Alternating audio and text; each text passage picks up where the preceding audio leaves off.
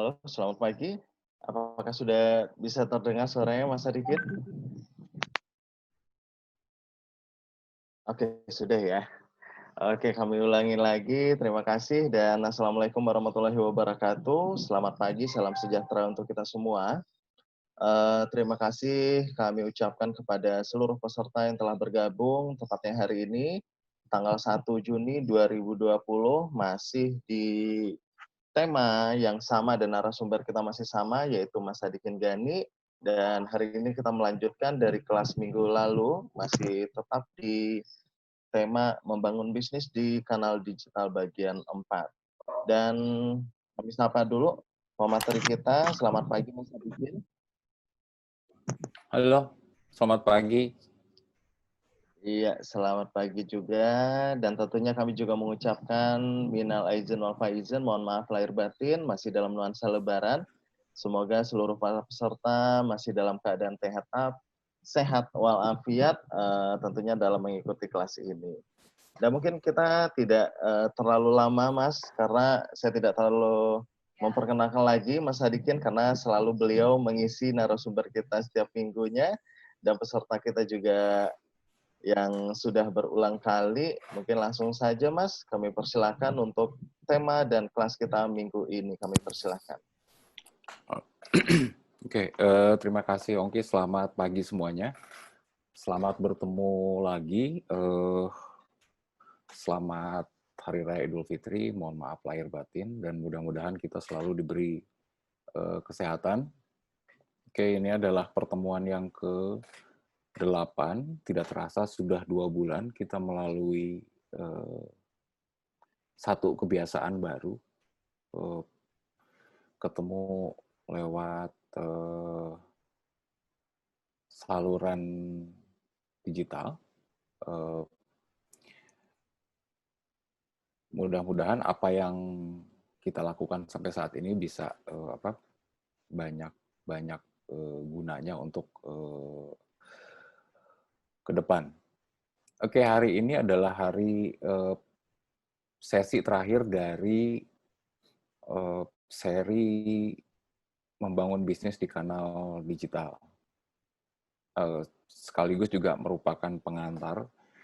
Jadi perlu saya sampaikan bahwa mulai minggu depan kita akan membahas satu topik besarnya, satu seri yang baru, yaitu fashion dan new normal.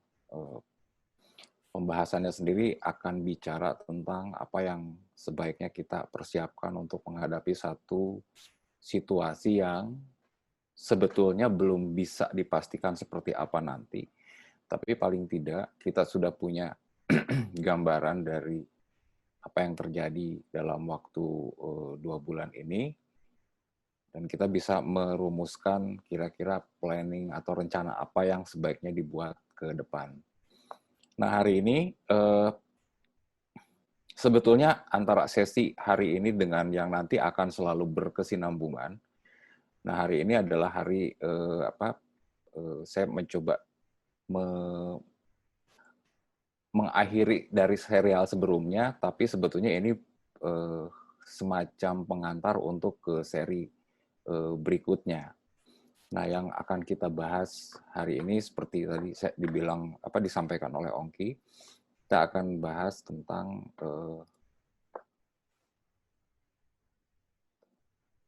menyambung dari yang kemarin. Kita akan masih berbicara tentang digital. Nah, ini sesi terakhir dari bagian 1, bagian 2, bagian 3, kita sudah menyinggung soal saluran digital yang bisa kita manfaatkan, kemudian bagaimana memperlakukannya, bagaimana kaitannya antara platform yang kita gunakan dengan segmen pelanggan kita, kemudian bagaimana menempatkan media sosial untuk kebutuhan bisnis. Nah, di 3 sesi sebelumnya itu sebetulnya baru sebuah pengantar, belum satu pendalaman yang belum membahas secara lebih dalam. Nanti itu akan dibahas di kelas-kelas berikutnya setelah lebih spesifik lagi akan ada pembahasannya. Nah, hari ini saya akan memfokuskan satu pembahasan yang mungkin kita suka lupa atau terlewatkan. Dan bahasan hari ini juga terkait dengan perkembangan industri fashion yang terjadi terutama setelah pandemi. Jadi ada beberapa hal yang tampaknya penting untuk kita catat. Salah satunya adalah di isu digital, karena seperti kita ketahui sejak COVID itu terjadi satu eskalasi digital. Sebetulnya digital sendiri sudah mulai dikenal orang, tapi ketika COVID terjadi, itu terjadi akselerasi, terjadi percepatan.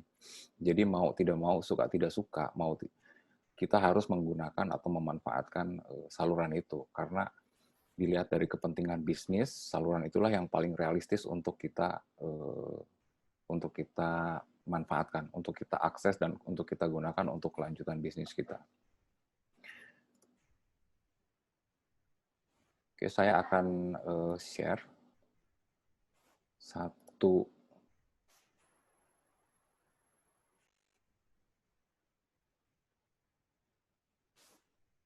Oke, bisa dilihat slide-nya sudah muncul kah? Ya, Ada yang sudah, bisa? Mas. Oke. Oke, ini catatan dari analisis yang ini kayaknya ada yang nyusup ya, Ki, ada coretan. Iya. Mungkin kami Oke. mohon kepada para peserta tidak mengganggu proses jalannya kelas. Mungkin ini melalui handphone ini yang biasanya bisa ini, Mas. Kalau melalui laptop ini nggak bisa. Oke. Kita bisa lanjut. Oke. Oke, kita lanjutkan. Ada satu catatan penting dari beberapa analis analis trend forecaster, kemudian para analis industri fashion, bahwa sejak pandemi ini ada banyak perubahan. Salah satunya yang penting untuk kita catat bahwa ini bukan cuma prediksi, tapi juga sudah terjadi. Kita lihat ada banyak retail, ada banyak merek fashion yang memutuskan tutup ketika ketika menghadapi COVID. Nah, menurut para analis, ada banyak perusahaan yang tidak bisa selamat menghadapi krisis. Ini secara global. Nggak cuma terjadi di Indonesia, tapi juga secara global. Bahkan perusahaan-perusahaan yang sudah punya perjalanan bisnis fashion panjang, perusahaan-perusahaan yang bukan perusahaan kecil atau menengah lagi, tapi sudah sebuah perusahaan besar. Nah, yang menarik adalah walaupun ketika pandemik ini ada banyak perusahaan yang bangkrut, diprediksi akan muncul juga perusahaan-perusahaan yang justru posisinya menjadi lebih baik untuk ke depan. Nah, menurut para analis, bahwa kemampuan mereka untuk melewati krisis dan berkembang di depan itu sangat tergantung dari kemampuan digital dan kemampuan analisis perusahaan.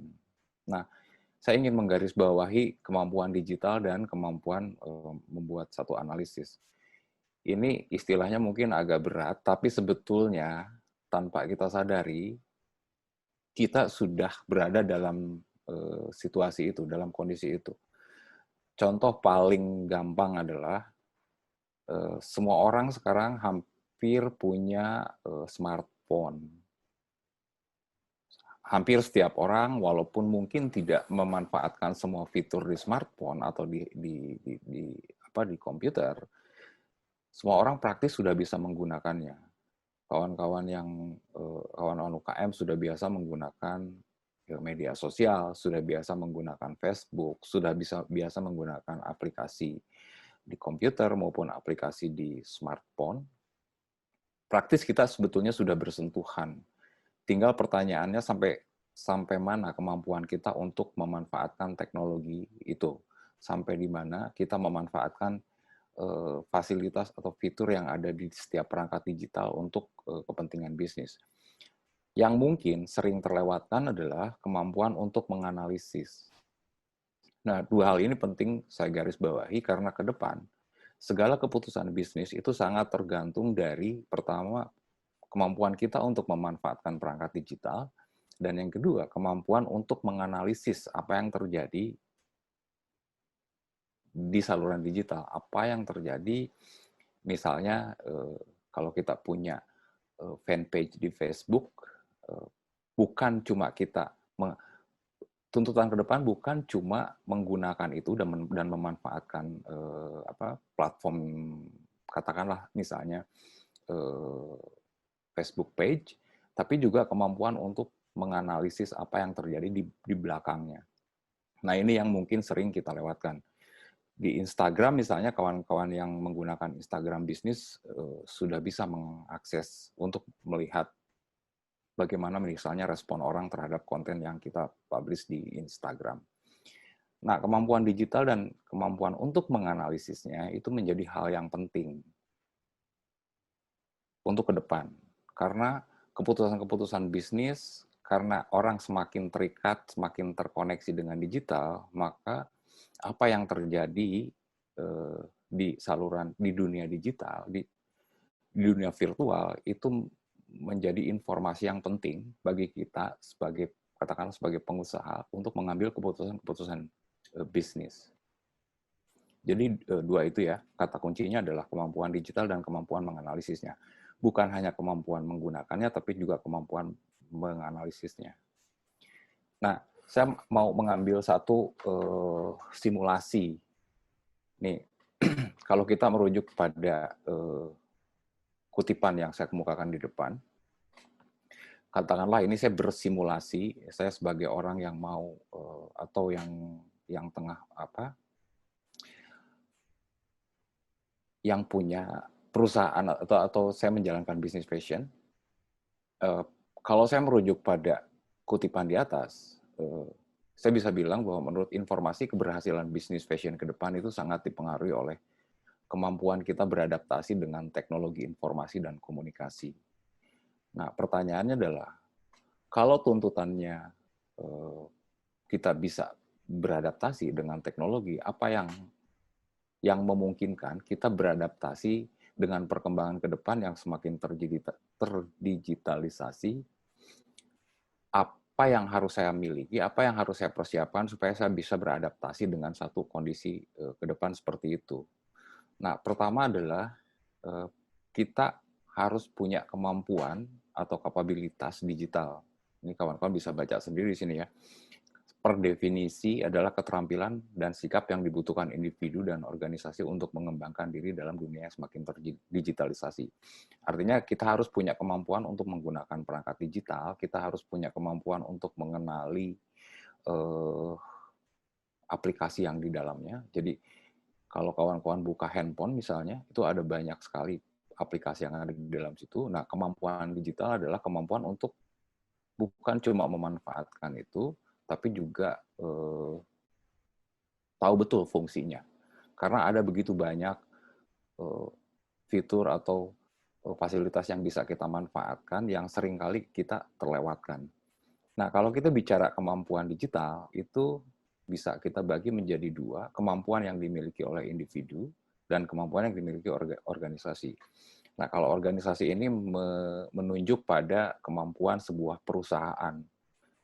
Katakanlah misalnya begini, kalau kita memutuskan bahwa bisnis kita akan dilakukan melalui saluran digital, maka yang pertama harus kita pastikan adalah perusahaan kita punya infrastruktur untuk itu. Kemudian kita juga harus punya satu budaya perusahaan di mana para pegawainya itu bisa bisa memanfaatkan perangkat digital. Kita bisa punya kemampuan praktis untuk memanfaatkan teknologi digital. Nah, itu dari sisi organisasi. Dari sisi individu adalah kemampuan yang melengkapi seorang untuk hidup, belajar, dan bekerja dalam masyarakat digital. Artinya, kalau ke depan orang semakin terdigitalisasi, maka kita harus bisa memanfaatkan itu. Sebagai individu, kita tidak mungkin anti. Jadi, perubahan ke depan itu bukan tidak bisa kita tolak, tapi bagaimana kita memanfaatkan peluang yang ada. Contoh paling jelas adalah kita mundur ke belakang, ketika teknologi internet berkembang, ada banyak pengusaha yang enggan untuk memanfaatkan, mulai membangun bisnisnya melalui saluran digital. Orang yang punya toko biasanya lebih fokus pada pengelolaan toko yang offline, mengabaikan perkembangan yang terjadi, perkembangan internet, sehingga enggan untuk memanfaatkan itu. Nah, dalam kompetisi tentu akan kalah bersaing dengan mereka yang lebih dulu beradaptasi dengan perkembangan digital. Misalnya generasi milenial itu lebih adaptif terhadap perkembangan digital. Memulai bisnis mereka ada banyak contoh kasus yang memulai bisnis fashion tidak dimulai dengan membangun toko, tapi membangun website dan bisa berkembang. Nah, itu adalah kemampuan untuk beradaptasi pada perubahan yang terjadi. Nah, apalagi di dunia digital yang perubahannya begitu cepat. Saya ambil contoh misalnya, sekarang orang terutama fashion itu banyak memanfaatkan saluran di Instagram. Untuk saat ini ya, tapi mungkin untuk 5 sampai 10 tahun ke depan sudah akan banyak perkembangan baru, bukan lagi Instagram. Nah, kita harus selalu melihat perkembangan itu. Dulu misalnya sebelum ada Facebook, kita mengenal Friendster. Mungkin generasi X dan generasi milenial yang masih muda waktu itu memanfaatkan Friendster. Friendster waktu itu cukup bagus untuk digunakan untuk kepentingan bisnis. Tapi kemudian Friendster tutup, muncul Facebook. Friendster tidak bisa bersaing dengan Facebook dan orang kemudian beralih pada Facebook. Nah, kalau kita tidak cepat merespons setiap perubahan yang terjadi, maka kemungkinan besar kita akan ketinggalan oleh pesaing-pesaing kita. Generasi yang dulu sangat mengandalkan pada toko offline misalnya, sekarang mulai merasakan betapa beratnya bersaing dengan generasi milenial yang sudah lebih dulu beradaptasi dengan teknologi digital, bukan hanya di website, tapi di perangkat, berbagai perangkat untuk membantu bisnis mereka. Nah, itu kemampuan individu dan kemampuan organisasi ini harus seimbang. Katakanlah misalnya ketika perusahaan kita memutuskan bahwa bisnisnya semuanya akan dilakukan secara online, maka semua timnya harus memahami itu. Semua timnya harus juga bisa menggunakan perangkat digital untuk mendukung bisnis.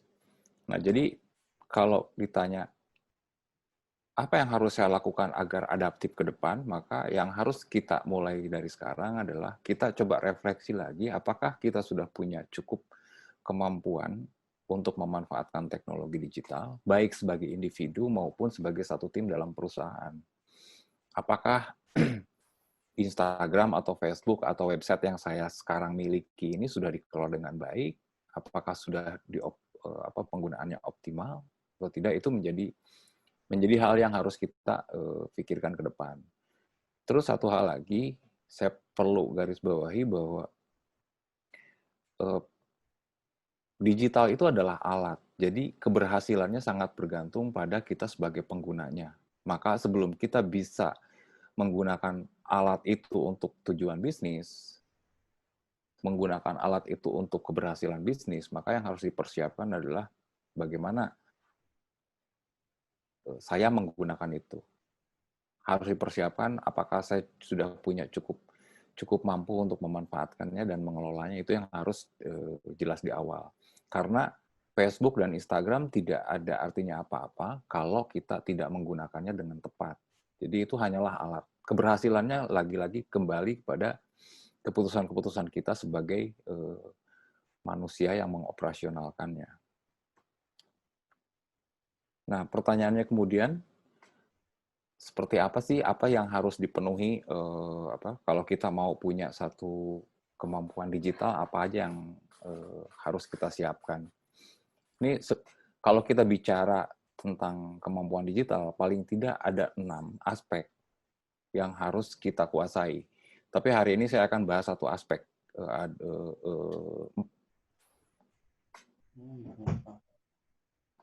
aspek berikutnya akan kita bahas di pertemuan selanjutnya. Kawan-kawan di sini bisa baca yang dimaksud dengan kecakapan digital itu pertama adalah menggunakan perangkat teknologi informasi dan komunikasi. Kita sudah biasa menggunakan perangkat handphone. Kemudian kita juga harus mengenali aplikasi. Ini adalah sebetulnya sudah jadi keseharian kita semua. Kita sudah menggunakan perangkat digital, kita sudah tahu aplikasinya, tinggal sekarang pekerjaan rumahnya adalah bagaimana memanfaatkan itu sebaik mungkin. Kalau kita menggunakan Facebook, amati apa saja sih fitur Facebook yang bisa kita gunakan untuk tujuan bisnis. Kalau kita menggunakan Instagram, apa sih fitur apa saja yang bisa kita gunakan untuk mendukung bisnis kita. Jadi kita sudah berkenalan dengan itu, tinggal kita mencari informasi lebih dalam lagi dengan perangkat atau aplikasi yang kita pakai selama ini, sehingga itu bisa dioptimalkan dan bisa membantu bisnis kita. Nah,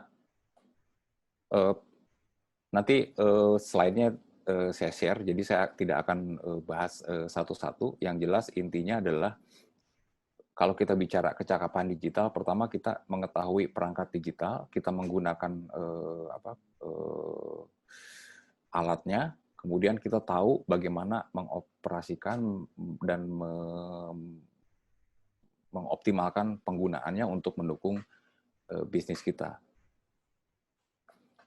Nah, kalau tadi pertanyaannya adalah bagaimana saya harus beradaptasi? Pertanyaan kemudian, kalau saya sudah beradaptasi, katakanlah misalnya adaptasinya saya terjemahkan, saya sudah memiliki website dan akun media sosial untuk bisnis. Ini adalah proses adaptasi kita menghadapi satu era yang semakin terdigitalisasi. Pertanyaannya adalah, apa yang harus saya lakukan selanjutnya?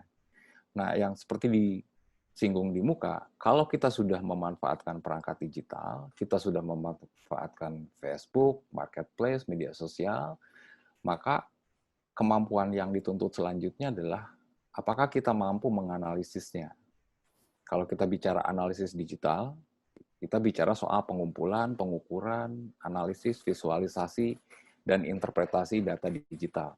Contoh misalnya, kalau kawan-kawan yang menggunakan Facebook bisnis, setiap kita posting itu akan selalu ada informasi berapa yang melihat postingan kita, siapa saja, tinggalnya di mana, dan seterusnya. Nah, itu adalah data yang perlu kita analisis untuk membuat keputusan-keputusan ke depan. Kita bisa lihat misalnya satu postingan, mana yang banyak disukai orang, mana yang tidak, mana yang banyak mengundang orang untuk melihatnya, mana yang tidak.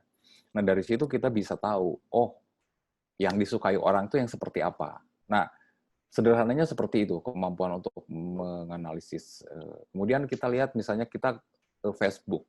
Kita menggunakan Facebook. Kita harus cari tahu berapa banyak pengguna Facebook. Kalau kita buka Facebook Analytics, kawan-kawan bisa lihat berapa banyak pengguna Facebook misalnya. Dari sekian banyak pengguna Facebook itu berapa banyak perempuan, berapa banyak laki-laki, tinggalnya di mana, kebiasaannya apa, ketertarikannya pada apa, kemudian gendernya apa, itu menjadi ketahuan.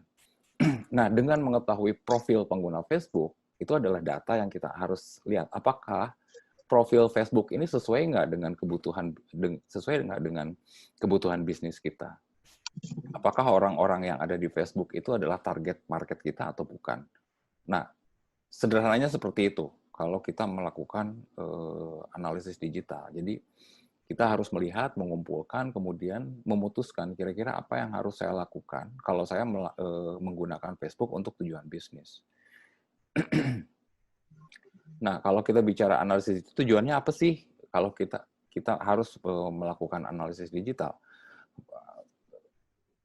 tujuannya meningkatkan pengalaman pelanggan, kemudian menarik pemirsa baru dan mengubah lebih banyak konsumen menjadi pembeli. Tujuannya sebetulnya adalah untuk bagaimana produk yang kita buat itu bisa laku di pasaran. Tapi tentu kita ada tahapannya. Untuk satu brand yang baru muncul, tentu targetnya tidak bisa langsung bagaimana orang membeli sebanyak-banyaknya, tapi bagaimana orang mengenal kita seluas-luasnya. Jadi antara bisnis yang baru didirikan, bisnis yang sudah berkembang itu punya tujuan yang berbeda-beda. Dan di awal itu harus jelas. Kalau kita masuk ke ranah digital, tujuannya apakah hanya untuk supaya orang tahu atau saya mau meningkatkan penjualan? Karena alasan yang berbeda, tujuannya pasti akan berbeda dan caranya pasti juga akan berbeda. Nah, pertanyaannya adalah, kalau saya mau melakukan analisis digital untuk tujuan bisnis kita, apa yang harus saya lakukan? Nah, untuk melakukan analisis, ada banyak perangkat, kalau saya di sini membahasakannya perkakas, gitu ya, biar bahasa Indonesia. Perkakas analisis digital. Ini beberapa perusahaan, ada yang gratis, ada yang berbayar, yang bisa kita manfaatkan untuk melakukan analisis digital. Nah, perangkat-perangkat ini bisa kita gunakan untuk memantau konsumen, untuk memantau apa yang disukai mereka, untuk memantau apa yang menjadi tren, apa yang hal-hal apa saja yang menjadi daya tarik untuk konsumen, sehingga kita bisa tahu bagaimana cara menghadapi mereka. Nah, ini bagian dari kemampuan digital. Kalau kita sebagai pengusaha bisnis yang mau masuk ke ranah ke ranah digital, maka kemampuan berikutnya adalah kita harus mengenali perangkat apa saja yang kita bisa gunakan untuk membantu kelancaran bisnis kita. Salah satunya, dan ini sering kita lupakan, adalah kita harus memanfaatkan juga perangkat untuk menganalisis para pengguna internet, untuk menganalisis konsumen secara digital.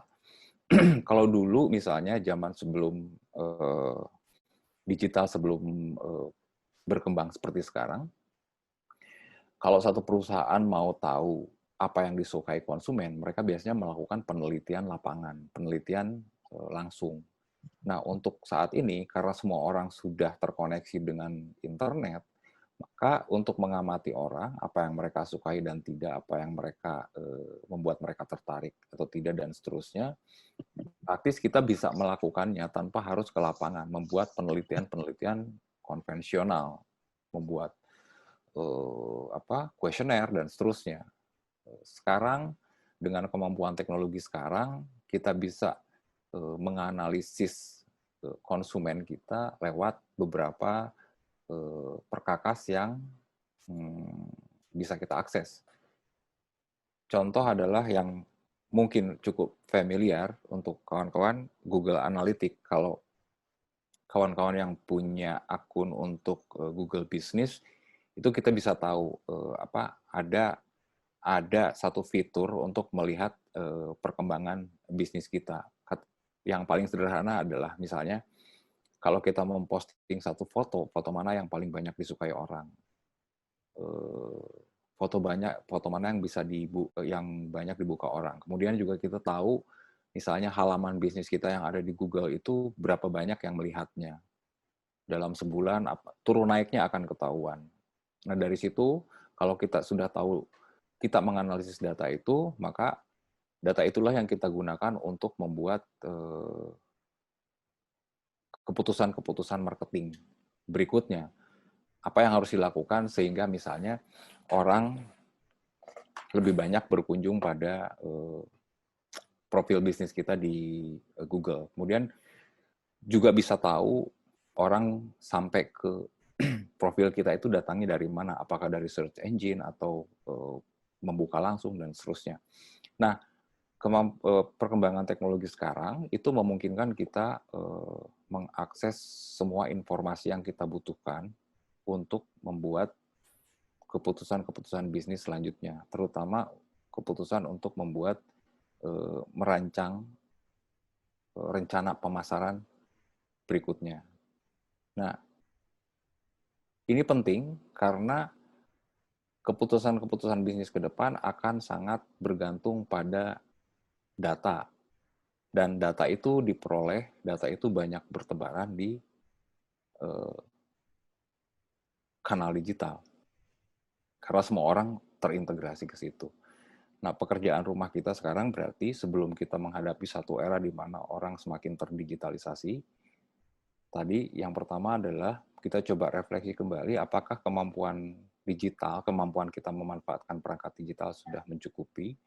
Kemudian yang kedua, yang lebih penting lagi, ketika kalau kita sudah menguasai atau memiliki kemampuan itu adalah langkah selanjutnya adalah bagaimana kita memanfaatkan perangkat digital untuk melihat kecenderungan-kecenderungan orang, apa yang mereka sukai, apa yang mereka tidak sukai untuk membuat keputusan-keputusan bisnis kita sehingga cocok dengan apa yang orang harapkan. Nah, tapi tolong garis bawahi, semua ini baru bisa berguna kalau kita sudah cukup tahu siapa konsumen yang mau kita tuju. Contoh katakanlah misalnya, ketika kita punya website, pertanyaan di sini, apakah kita ketika kita sudah punya website, kita punya media sosial, apa yang harus selanjutnya dilakukan? Pertama adalah kalau kita punya website, kalau kita punya media sosial, itu kan sebetulnya alat penghubung. Pertanyaannya adalah kita mau menghubungi siapa? Jadi di awal balik lagi ke beberapa pembahasan sebelumnya, saya mengingatkan bahwa semua itu alat untuk berhubungan dengan konsumen. Nah, yang penting untuk kita perhatikan adalah karena konsumen ini begitu banyak, maka yang harus dipastikan di awal adalah konsumen mana yang mau kita kejar. Kalau kita menggunakan perangkat digital, kita menggunakan saluran media sosial dan website untuk kepentingan bisnis, maka pastikan dulu bisnis kita ini mau kita tawarkan kepada siapa. Nah, kalau itu sudah pasti, baru kita bisa melakukan, bisa kita menganalisis kebiasaan-kebiasaan mereka. Tanpa kejelasan siapa yang menjadi konsumen kita, maka kita pun akan sulit untuk menganalisis apa yang mereka harapkan, apa yang mereka sukai, dan seterusnya. Oke, mungkin itu sebagai pengantar untuk memasuki seri berikutnya. Itu adalah bagian akhir dari pembahasan kita di seri membangun bisnis kanal digital.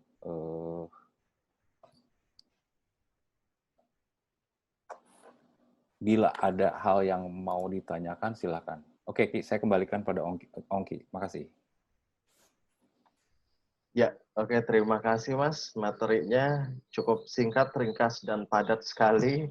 Dan tentunya ini adalah pengunjung dari tema sebelumnya, 3 minggu sebelumnya, yaitu membangun bisnis di kanal digital bagian 4. Nah, tentunya sudah 3 minggu kita melalui kelas ini, yaitu bagian 1, 2, 3, dan hari ini bagian terakhir. Sebelum kita masuk ke pertanyaan, Mas, dan tentunya kami informasikan juga kepada teman-teman yang ingin bertanya, silahkan seperti biasa, tuliskan pertanyaannya di kolom chat, nanti akan kami bacakan, dan kami akan berikan kesempatan juga nantinya peserta untuk dapat koneksi langsung dengan Mas Sadikin. Nah, sebelum pertanyaan kita masih menunggu, saya mau review kembali nih Mas, 3 tahapan yang sudah kita lalui kelas ini. Tentu para peserta ini ada yang ikut ketiga-tiganya dan malahan ada yang ikut dari minggu pertama sekali. Nah, saya tadi melihat data, sesuai data yang sudah saya terima dan saya rekap, salah satunya juga hadir bersama kita ini saya mau menodong, kalau minggu lalu saya menodong Mbak Karlina, kalau hari ini saya mau menodong ini Mbak Tia Murasaki. Halo, selamat pagi, menjelang siang Mbak Tia. Halo Mas, selamat pagi. Iya, sehat selalu ya? Alhamdulillah. Iya. Nah, seperti saya bilang tadi, saya mau menodong Mbak Tia Iya, ini karena saya tiba-tiba lihat dari ditodong. data yang saya saya terima, ini Kaget. Mbak Tia selalu ikut dari kelas awal. Dan tentunya untuk sesi tema membangun bisnis di kanal digital ini, Mbak Tia selalu ikut dari sesi 1, 2, 3, dan hari ini adalah sesi terakhir bagian 4. Nah, sesuai dengan tema yang kita lontarkan, yang diberikan oleh Mas Sadikin materinya, membangun bisnis di kanal digital. Kira-kira saya mau minta respon dari Mbak Tia setelah mengikuti kelas ini, kira-kira apakah ada efek untuk membangun bisnis Mbak Tia selama COVID ini, atau tidak ada efek sama sekali? Nah, saya kira-kira mau ada respon sedikit ini. Karena bagaimanapun juga kita untuk ke depan juga perlu Mm-mm. respon dari UMKM, apakah ini bermanfaat atau tidak. Dan tentunya nanti Mas Sadikin juga akan permasalahan bagi UMKM ini yang secara signifikan sebenarnya. Mungkin bisa sedikit berbagi respon dan pengalaman Mbak setelah mengikuti kelas ini Mbak. Silahkan Mbak Tia. Oke, makasih kesempatannya Mas Yong ya. Terima kasih. Kalau saya sih jujur kemarin sempat setelah beberapa kali ikut kelas materinya Mas Sadikin, ini lumayan agak memotivasi lagi untuk mengembangkan bisnis dan usaha. Karena kan selama ini kan untuk marketingnya hanya lewat Instagram kan ya, Instagram aja gitu. Terus kemarin setelah berapa ikut kelas, terus jadi pengen mulai untuk jualan lagi di marketplace. Jadi mulai buka akun di Shopee lagi, kemudian juga kemarin juga sempat ikut yang di Tokopedia gitu. Jadi ya mudah-mudahan sih lebih mengembangkan untuk channel bisnisnya itu. Gitu sih kalau dari saya seperti itu. Iya. Ini Mbak Tia bisa disampaikan bisnis yang sekarang sedang digerakkan itu di bidang apa Mbak Tia? Mungkin teman-teman bisa dengar juga. Kalau saya kan Fokusnya dari di mana? kemarin dari dulu emang di fashion ya, jadi di hijab fashion kan, jadi fashion muslim, produknya ada macam-macam, mulai dari baju, terus ada jilbab juga, terus ada aksesoris jilbab juga, gitu Mas. Iya. Dan Oke, terima kasih. uh-uh. Ya, silakan. Dan mungkin ya setelah selama pandemi ini mungkin untuk fashionnya juga yang dulu fashion untuk gamis-gamis untuk bepergian ya, sekarang terus jadi fokus lebih ke gamis-gamis untuk yang di rumah gitu. Ya, berarti dalam arti kata cukup membantu sekali informasi dan materi yang diberikan oleh Mas Sadikin berarti Mbak ya untuk membangun bisnisnya Iya, tetap benar. jalan dan Mm-mm. tentunya di masa COVID ini informasi-informasi yang dibutuhkan begitu ya. Yes. Iya, benar sekali Mas. Ya. Kalau gitu. Mungkin bisa langsung saja Mbak Tia kalau ada yang ingin ditanyakan, silakan langsung bertanya kalau ada yang ingin ditanyakan. Apa ya, kayaknya belum sih Mas, nanti mungkin yang lain aja dulu aja. Oke, baik. Terima kasih Mbak Tia. Oke. Terima kasih Mas. Saya mau tambahkan sedikit nyambung dengan apa yang kita bahas dan beberapa kecenderungan ke depan. Ini kan akhir-akhir ini kita banyak mendengar atau banyak menyaksikan ada begitu orang bicara tentang new normal. Pemerintah bicara itu, masyarakat juga membahasnya. Sebetulnya kalau kita bicara soal sesuatu normal yang baru, ini bukan hal yang asing sebetulnya. Saya ambil contoh misalnya, ketika orang yang tadinya bekerja berkantor, kemudian memutuskan menjadi pengusaha, itu adalah secara individual, itu dia menghadapi satu kehidupan yang normal baru. Contoh misalnya ketika saya tahun 2007 memutuskan tidak berkantor, maka praktis semua yang tersangkut dengan hidup saya berubah. Dan ini satu situasi yang normal baru. Jadi istilah ini sebetulnya selalu kita hadapi dan setiap hari kita menghadapi satu perubahan. Nah bedanya setelah pandemi, perubahannya begitu cepat dan dialami oleh banyak orang. Itu yang membuatnya menjadi berbeda. Nah, pertanyaan yang banyak muncul adalah kalau kita mau memasuki satu kehidupan dengan standar kenormalan yang baru atau new normal, apa yang harus kita siapkan? Nah, kalau dilihat dari kepentingan bisnis, sebetulnya tidak ada yang bisa memastikan apa yang harus kita lakukan. Karena sekarang misalnya penanganan pandemi, kita tidak tahu pandemi ini kapan akan berakhir. Sehingga akan sulit bagi kita untuk membuat satu rencana ke depan. Kira-kira apa yang akan terjadi kita sama sekali tidak tahu dan tidak ada yang bisa memastikan. Cuma bukan berarti kemudian kita menunggu dan diam.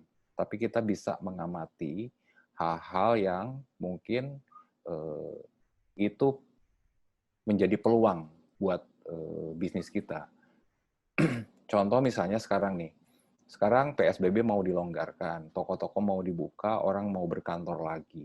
Apakah akan kembali ke hari seperti sebelum COVID? Tentu tidak. Walaupun kita bisa beraktivitas, tapi kita dibatasi. Nah, sekarang mall dibuka, toko mulai bisa buka. Pertanyaannya adalah, apakah orang masih mau datang untuk belanja? Belum tentu. Kita misalnya ambil contoh di Cina, ketika terjadi pelonggaran setelah lockdown, ternyata orang enggan untuk pergi ke tempat-tempat keramaian. Nah, apakah itu akan terjadi di Indonesia? Kita tidak tahu. Apakah orang Indonesia malah justru ramai-ramai ke mall? Tidak tahu. Tapi yang jelas, ketika PSBB dilonggarkan, pemerintah mengeluarkan aturan, tetap ada protokol. Dulu mungkin orang masuk ke mall tidak dibatasi, sekarang dibatasi. Walaupun kita sudah bisa beraktivitas, tapi selalu ada pembatasan. Nah, pertanyaannya adalah, apakah itu akan membawa dampak pada bisnis kita? Karena kita sudah menghadapi sesuatu yang sama sekali baru. Kalau dulu misalnya orang bisa datang ke toko kita itu dalam sehari misalnya 300 orang, tapi dalam kondisi seperti sekarang, apakah mungkin 300? Tentu tidak, karena ada protokol yang membatasi itu. Jadi yang harus digarisbawahi sekarang adalah, apapun keputusan bisnis yang mau kita buat, di era yang orang sebut sebagai new normal, yang pertama harus perhatikan adalah protokol new normal yang dikeluarkan pemerintah itu seperti apa. Pembatasannya seperti apa. Kita perlu tahu informasi itu karena kebijakan pemerintah akan berpengaruh terhadap bisnis kita. Kalau pemerintah misalnya mengatakan bahwa maksimal yang masuk ke kafe itu adalah untuk kafe ukuran besar misalnya, minimal ada 50 orang, artinya kita tidak bisa berharap bisa menampung 100 orang. Dan kedatangan yang 50 orang tentu akan berdampak pada pendapatan kita. Nah itu, memperhatikan selalu protokol yang diberlakukan oleh pemerintah, dan kita hitung apakah itu akan berdampak pada bisnis kita atau tidak. Misalnya kawan-kawan yang punya toko di mall atau di pusat pertokoan, apakah dengan aturan new normal yang diberlakukan pemerintah, apakah akan membatasi orang datang atau tidak, gitu kan. Nah, kalau kita sudah berhitung itu, kita bisa memikirkan alternatif apa yang bisa menutupi kekurangan karena ada pembatasan. Kita harus mencari siasat bagaimana caranya kita bisa tetap berjualan dengan optimal walaupun terjadi pembatasan. Terus yang kedua, ini penting dan menurut beberapa analis, di era seperti sekarang jangan terlalu bersemangat, jangan terlalu menggebu-gebu untuk melakukan marketing habis-habisan. Yang harus diperhatikan adalah bukan bagaimana kita menyodorkan apa yang kita jual, tapi berusaha memahami kondisi orang. Berkomunikasi tapi tujuannya bukan untuk menawarkan produk, tapi memahami kondisi orang. Gini, selama PSBB, disadari atau tidak, kita mengalami secara fisik kita terganggu. Secara psikis kita juga terganggu. Orang tanpa disadari mungkin ada yang mulai merasakan bosan, stres, dan seterusnya. Nah, itu yang sedang dihadapi orang. Orang mengalami tekanan psikologis, orang mengalami tekanan fisik, nggak bisa kemana-mana, bosan, dan seterusnya. Nah, komunikasilah dengan pelanggan kita, bagaimana supaya hidup menjadi lebih ringan. Jadi, pahami bahwa orang sekarang dalam kondisi tertekan. Orang dalam kondisi tertekan, kalau disodorin terus barang, pusing juga gitu loh. Tapi kalau misalnya berkomunikasi dengan mereka, mencoba berempati dengan mereka, itu akan menjadi lebih baik. Jadi, yang penting adalah komunikasinya, komunikasi untuk menunjukkan bahwa kita berempati pada satu kondisi sekarang ini. Terus juga hal yang penting, dan ini diperhatikan, ada perubahan pola, ada perubahan preferensi nilai. Ini mungkin kawan-kawan di sini mengalami sendiri, dan saya coba amati juga di luar. Ketika kita di rumah terus, praktis pengeluaran berkurang. Banyak orang yang mengatakan bahwa sejak PSBB pengeluaran saya berkurang. Nah, pengalaman seperti itu memberikan pelajaran pada mereka, oh ternyata saya bisa hidup berhemat. Orang justru sekarang mulai ada yang bisa untuk satu golongan tertentu, ya menengah ke atas itu mulai berpikir, wah saya kalau di rumah terus jadi irit, saya bisa menabung. Nah, cara pandang semacam itu terbawa menjadi orang menjadi lebih berpikir lagi untuk konsumtif. Dari pengalaman itu orang justru jadi belajar untuk berhemat. Nah, pertanyaannya sebagai pengusaha, bagaimana kita menghadapi orang yang sekarang cenderung jadi berhemat gitu. Yang dulu sebulan beli baju 5, sekarang dia mulai mikir, wah saya cukup 3 bulan beli baju 1. Ternyata saya cuma beli baju 1 selama 3 bulan pun toh saya tidak menderita gitu loh. Nah, itu yang harus kita pikirkan, bagaimana menghadapi satu masyarakat yang sekarang punya kecenderungan untuk berhemat. Karena pengalaman tadi, pengalaman yang di rumah terus. Orang yang biasa hangout ke kafe misalnya, seminggu dia hangout 3 kali seminggu di kafe, menghabiskan uang 500.000 nongkrong di kafe, ternyata setelah di rumah, dia bisa menghemat 1,5 juta. Dia mulai berpikir, iya ya, mendingan saya tabungkan uangnya daripada saya nongkrong di kafe. Jadi dia akan sangat berhitung. Yang tadinya dalam sebulan dia ke kafe 6 kali, setelah PSBB, karena dia berpikir ternyata bisa berhemat, dia mungkin akan mengatur pengeluarannya ke kafe cukup sebulan sekali. Toh nggak ke kafe pun saya tidak mati gitu loh. Saya tetap asik-asik aja gitu kan. Nah, kita akan menghadapi satu kondisi seperti itu. Nah, pertanyaannya adalah bagaimana kita membuat strategi menghadapi masyarakat yang semakin hemat, semakin irit berbelanja. Itu yang pekerjaan rumah kita. Apa sih strateginya bagaimana? Tentu selalu ada jalan keluar. Tapi yang lebih penting lagi, kita harus selalu mengenali setiap perubahan yang terjadi, terutama setelah pandemi ini. Itu kira-kira pengantar buat nanti bahasan-bahasan berikutnya. Kita akan lebih banyak soal itu, customer experience, pengalaman konsumen, kemudian bagaimana kita mengenali mereka lebih jauh dalam kondisi sekarang, bagaimana kita menyiasati orang-orang yang cenderung semakin berhemat itu dan seterusnya. Itu adalah bahasan-bahasan nanti minggu depan mulai spesifik ke new normal. Kita akan identifikasi di new normal kemungkinan-kemungkinan yang akan terjadi apa saja. Nah, kemudian apa yang harus kita rencanakan untuk menghadapi kemungkinan-kemungkinan itu. Walaupun tetap berada dalam ketidakpastian ya, karena pandemik ini belum berakhir. Virusnya belum hilang. Jadi kita masih akan diatur oleh protokol kesehatan apapun yang kita lakukan. Oke. Ya, oke, baik Mas.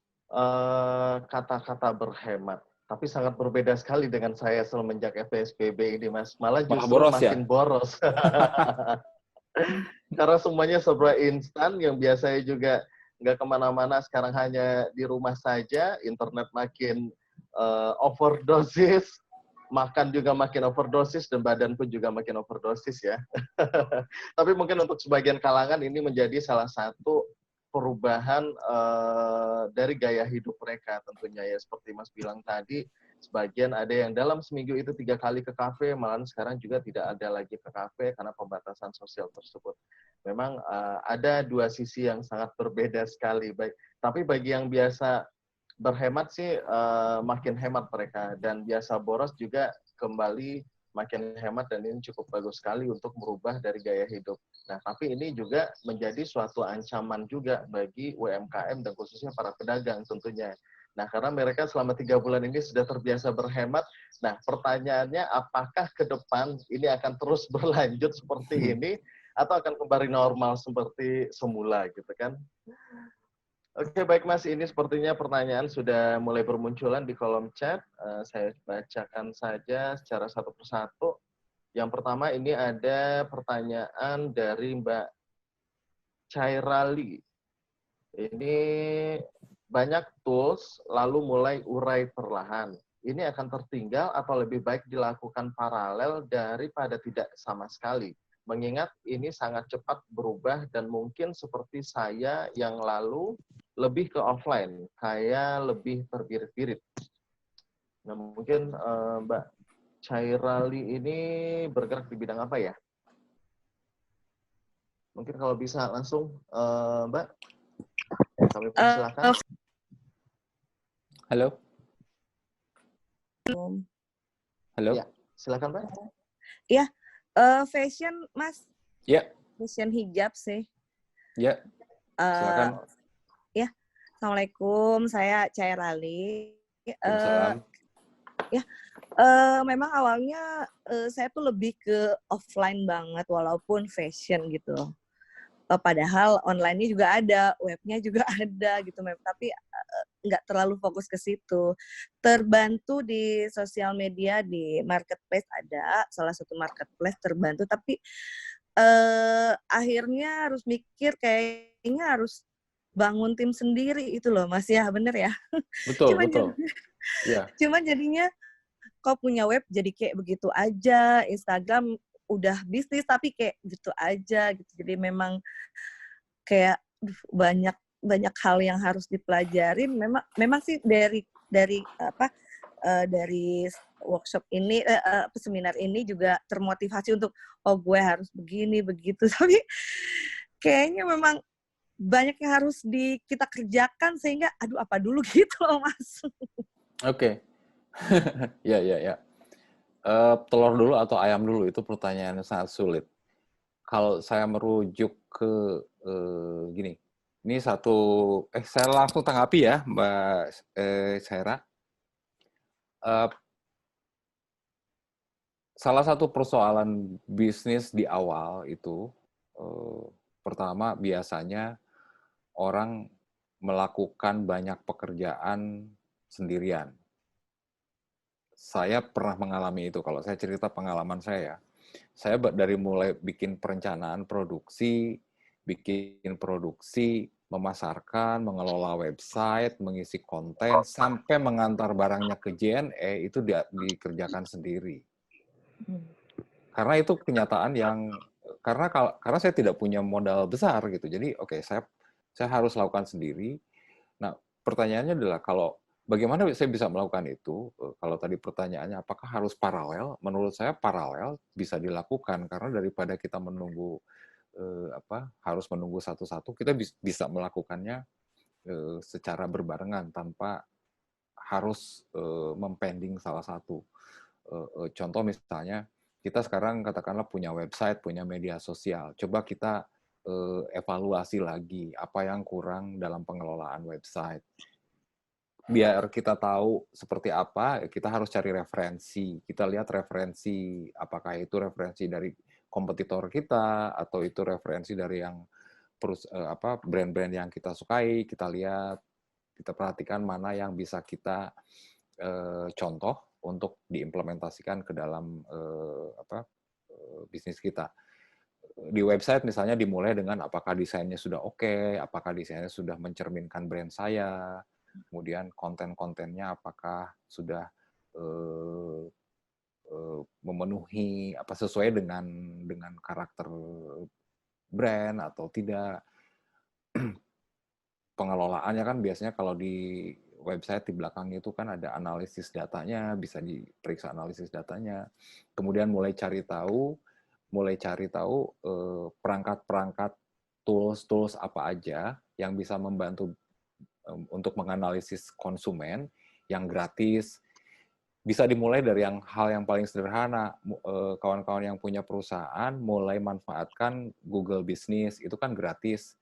Taruh profilnya di situ, update setiap hari, nanti ada informasi website, nanti orang akan terhubung ke website kita.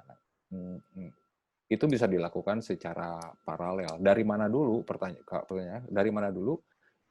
Dari yang kita bisa. Apa yang kita bisa, kita lakukan gitu. Kemudian kita mulai lihat lagi, kalau kita pakai Instagram, ada fasilitas apa aja sih di Instagram yang bisa kita manfaatkan. Di Facebook ada Facebook Analytics, dari situ kita bisa baca salah satu kelemahan kita, termasuk saya, adalah sangat jarang membuka menu help, menu bantuan. Padahal menu bantuan itu ada banyak gunanya. Bagaimana kita memanfaatkan menggunakan fitur-fitur di dalamnya. Menu bantuan itu sering-sering dibuka karena banyak pertanyaan yang sebetulnya ada semua di internet itu. Bagaimana saya memasarkan, bagaimana saya menggunakan Instagram itu praktis ada semua tinggal kita rajin mencari itu. Nah, kalau tadi Mbak Syera punya website dan media sosial, mungkin bisa dimulai dari langkah paling sederhana adalah mengevaluasi dulu. Bikin website kan sudah mengeluarkan biaya, sayang kalau nggak dimanfaatkan. Nah, itu dioptimalkan, dimulai dengan itu. Baru nanti setelah dievaluasi mana yang harus diperbaiki, barulah kita berpikir siapa yang harus tahu website saya, orang-orang seperti apa yang harus tahu. Harus bagaimana saya menjangkau mereka, apakah lewat email atau lewat iklan dan seterusnya, biar mereka lebih mengenali keberadaan brand kita. Mungkin itu yang bisa dilakukan secara praktis dan mumpung di rumah sekarang di depan screen terus, bisa dimulai dari situ. Baik, terima kasih banyak, Mas. Oke, sama-sama. Baik, terima kasih Mbak Chairali. Oke Mas, kita lanjut pertanyaan berikutnya. Sepertinya ini dari Mbak Amalia. Ini sudah mulai ada kecemasan atau ketakutan tentang animo masyarakat yang akan berhemat setelah ini. Karena sudah terbiasa selama 3 bulan ini berhemat. Pertanyaannya adalah, apakah dalam keadaan new normal nanti, animo masyarakat akan tetap tinggi terhadap suatu produk khususnya fashion? Bagaimana cara kita meningkatkan penjualan jika animo masyarakat ini justru lebih rendah dari tahun sebelumnya? Silakan, Mas. Oke, ke depan apakah masyarakat lebih hemat atau lebih konsumtif? Tidak ada yang bisa memastikan. Tapi ada, tadi misalnya saya cerita, ada yang memang kemudian jadi berpikir untuk lebih berhemat, ada yang justru lebih boros, kayak Ongki misalnya. Tapi kita harus kaji lagi, borosnya boros pada makanan atau boros pada baju. Selama 2 bulan ini belanja baju nggak, Ki? Itu kan beda ya. Untuk 2 bulan ini saya tidak belanja baju sama sekali, karena lebih mementingkan untuk kebutuhan yang sangat-sangat penting sekali, Mas. Oke.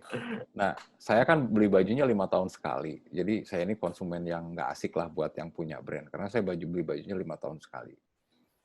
Nah, tapi yang perlu digarisbawahi adalah, walaupun, katakanlah misalnya kita ambil kemungkinan terburuk, orang semakin hemat untuk mengkonsumsi baju, tapi ada hal-hal yang justru bisa menarik perhatian mereka. Kita ambil contoh, misalnya, pelajaran dari, tapi ini harus diuji lagi dan kita harus amati, bahwa orang lebih selektif untuk membeli baju. Biasanya orang hemat itu kan hati-hati untuk membeli baju, untuk membeli produk apapun lah.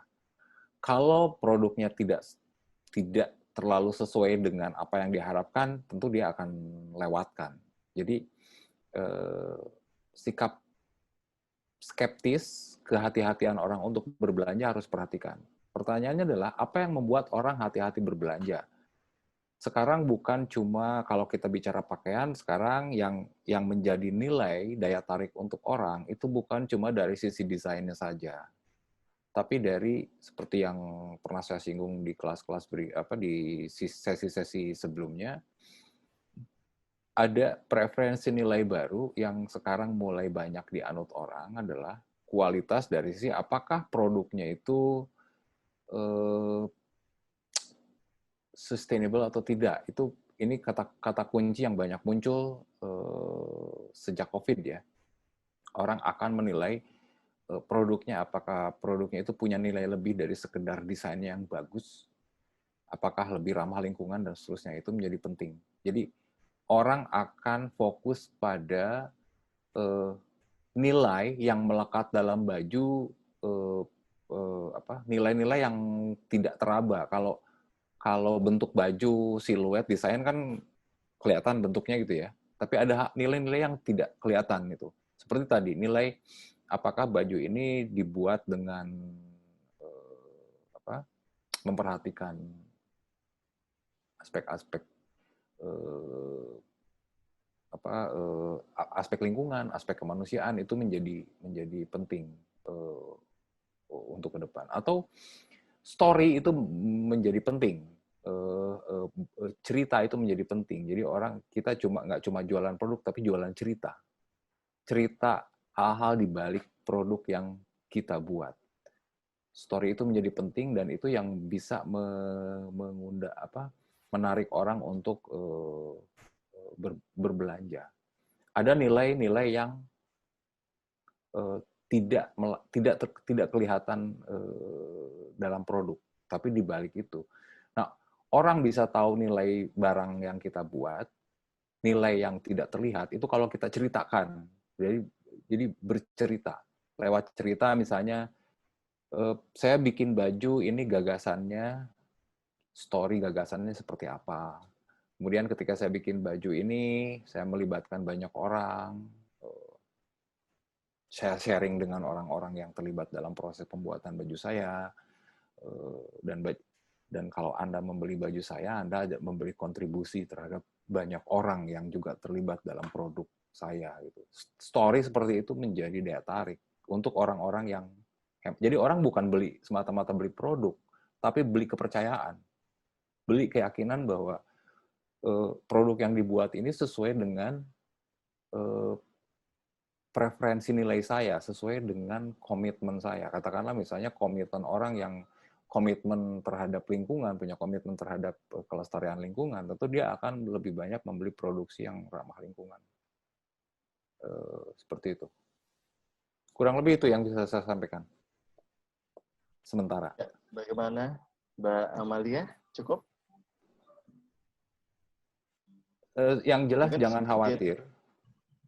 Yang jelas ke depan jangan khawatir. Makanya tadi saya bilang kemampuan untuk membaca situasi itu menjadi penting.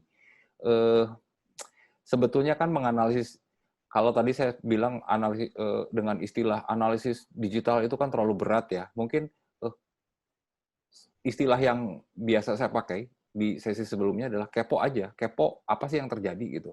Dan kita pelajari apa yang terjadi, kita kepoin semua hal, apa yang bikin orang seneng, apa yang bikin orang tertarik sama satu produk, itu dikepoin.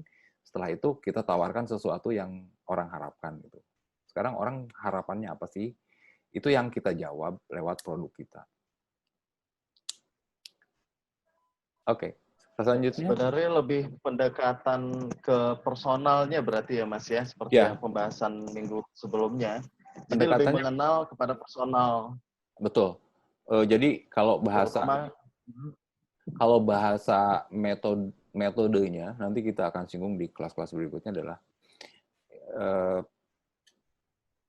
ini saya menggunakan istilah, walaupun saya tidak terlalu suka dengan istilahnya ya, karena kita pikirkan nanti istilah bahasa Indonesianya.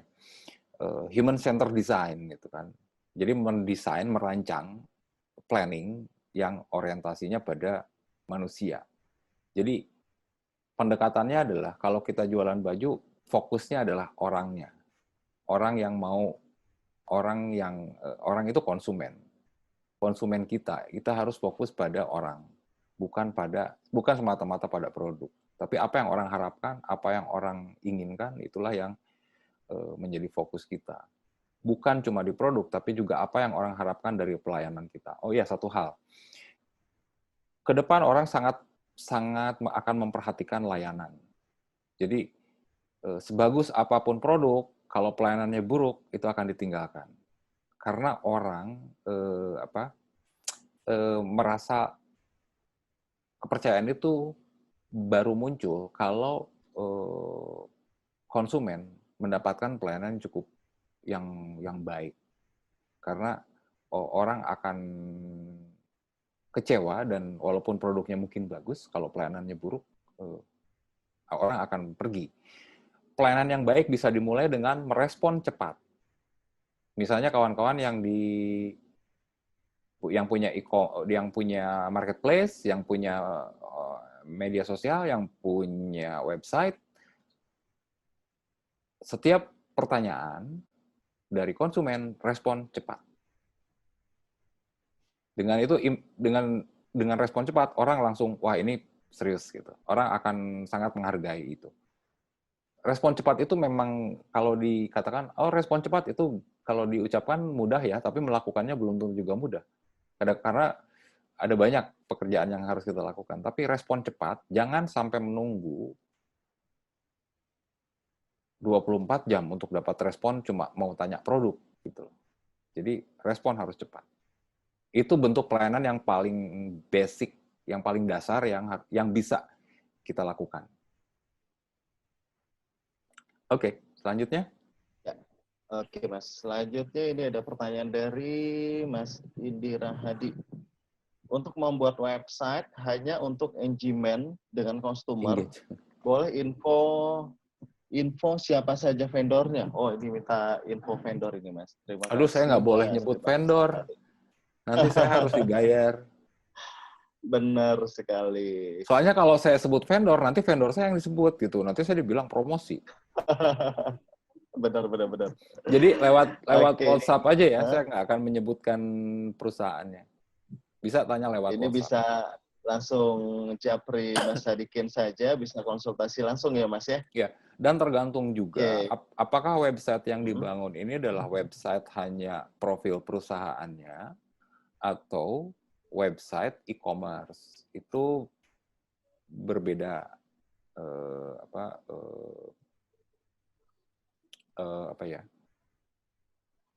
karakteristiknya berbeda antara kalau kita punya e-commerce itu kan harapannya orang membeli produk di e-commerce kita. Tapi kalau misalnya website hanya untuk membuat profil perusahaan brand kita dikenal, itu akan berbeda pendekatannya. Tapi yang jelas saya nggak bisa sebutkan vendornya. Ya, nanti bisa langsung japri saja. Oke, kita lanjut ke peserta berikutnya, Mas. Ini peserta yang sudah lama menghilang. Ini selalu tetap ada, tapi jarang bertanya. Mungkin saya mau langsung buka saja. Unmute. Selamat siang, Uni Yeni. Halo, selamat siang, Uni. Halo. Ya. Ya, selamat siang Uni. Apa kabar Uni? Alhamdulillah sehat. Bagaimana kabarnya sehat. Pak Uni? Alhamdulillah ya, baik. Saya sehat juga. Nah, Uni udah lama nih nggak muncul nih. Kalau saya lihat ini dari data, Uni selalu ikut dari kelas awal sampai akhir. Iya. Nah, biasanya juga rajin bertanya. Nah, sekarang sebelum Uni bertanya kepada Mas Sadikin, saya mau minta respon sedikit ini tentang kelas yang sudah Uni ikuti ini. Kira-kira ada berdampak nggak bagi Uni? Terutama ini dengan tema membangun bisnis di kanal digital ini sudah 4 bagian yang Uni ikuti. Kira-kira ada perubahan kah untuk penjualannya atau tata cara penjualannya atau bagaimana Uni? Dan setelah itu Uni bisa langsung bertanya kepada Mas Sadikin. Kami silakan. Oke, itu alhamdulillah kalau bagi saya pribadi, bagi usaha, itu mengenai pelajaran udah 4 session kan, 4 session yaitu sangat bermanfaat sekali, yaitu dari awalnya saya yang tidak tahu mengenai pemakaian internet, mengenai marketplace, mengenai Shopee dan segala macamnya, itu belum pernah tahu. Karena penjualan selama ini adalah offline, karena kita dengan offline banyak lakunya, alhamdulillah. Mungkin yang tahun ini yang belum gitu kan. Jadi cuman yang itu beberapa pelajaran itu menarik sekali. Jadi merubah saya berpikiran dari yang offline menjadi online itu memang sangat sulit bagi pribadi saya, karena dari yang tidak tahu mengenai tahu sekarang itu memang agak sulit sekali. Cuman kebetulan anak-anak kan sekarang libur kuliah, libur kuliah semua, jadi mereka lah yang nunjukin caranya ini. Kalau yang ini tadi dipanggil, oh tolong ibu, ada yang tidak mengerti gitu kan. Kalau Pak Jio mungkin ngerti bahasa Minang mungkin, tapi bagi Mas Sadikin perlu mempelajari atau perlu datang ke Vihara Sulam nantinya setelah kita normal ya Pak ya, datang ke Vihara Sulam nantinya.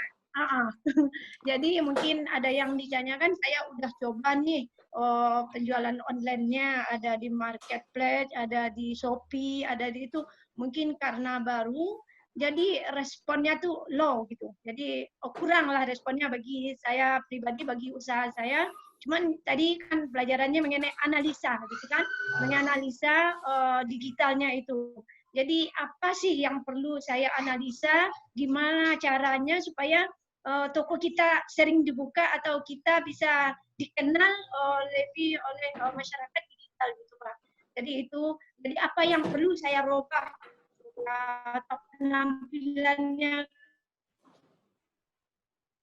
apanya itu.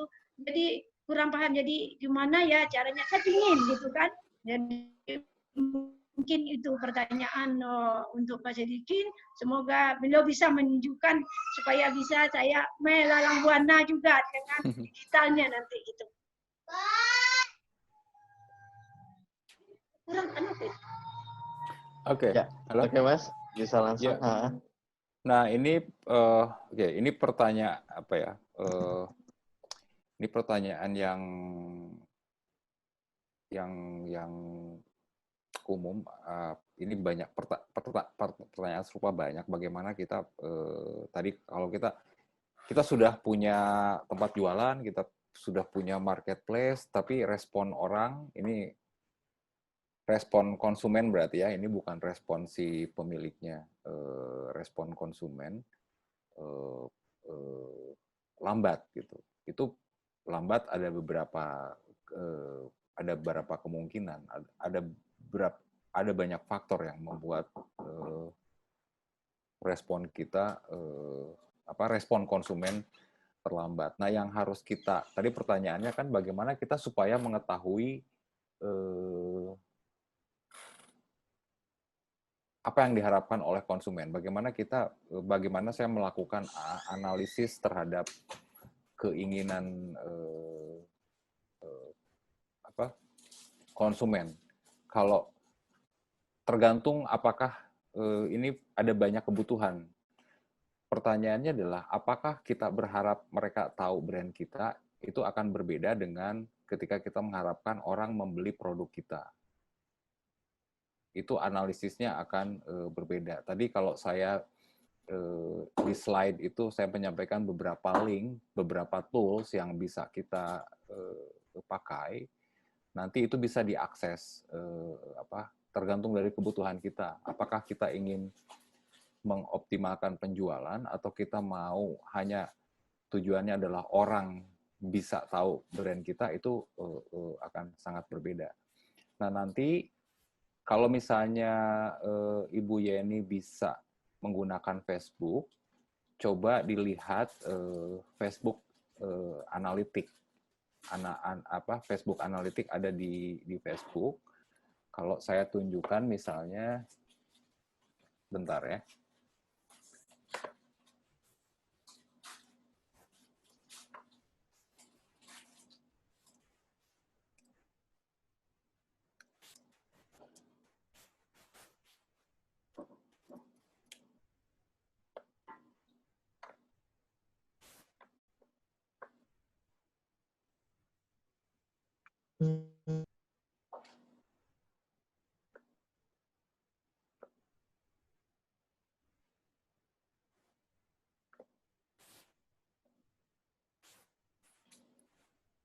Nah, ini salah satu contoh. Kalau salah. Oke. Nah, kalau kawan-kawan yang biasa menggunakan Facebook, kita bisa melakukan analisis digital di Facebook itu di halaman ini.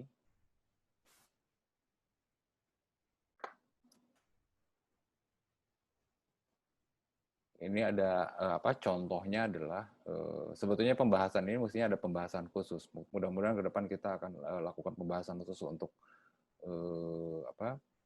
analisis digital. Nah, untuk Bu Yeni, kalau tempo hari kan sempat jualan di Facebook ya, ini adalah dashboard hanya untuk Facebook.